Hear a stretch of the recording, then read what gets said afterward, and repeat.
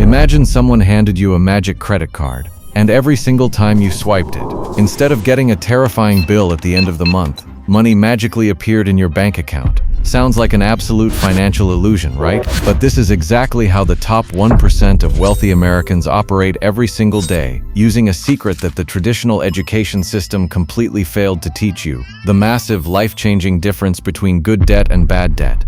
Growing up, we are all brainwashed to believe that borrowing money is purely evil, a giant trap designed to keep you broke and stressed out. And to be fair, they are half right. Bad debt is the financial anchor dragging the middle class down to the bottom of the ocean. This is the 20% interest rate on a credit card you use to buy designer clothes, or the massive auto loan on a brand new car that instantly loses 10% of its value the second you drive it off the dealership lot. Bad debt is borrowing money to buy liabilities, things that constantly bleed cash out of your pocket while making massive banks even richer off your hard-earned labor.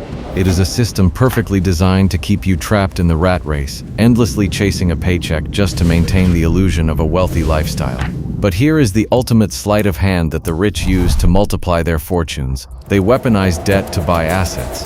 This is called good debt. Instead of using their own cash, the ultra-wealthy borrow millions of dollars from the bank at a 5% interest rate, and they use that exact money to buy an apartment building, a business, or an investment that pays them back at a 10% rate. The tenants or the customers completely pay off the bank loan for them.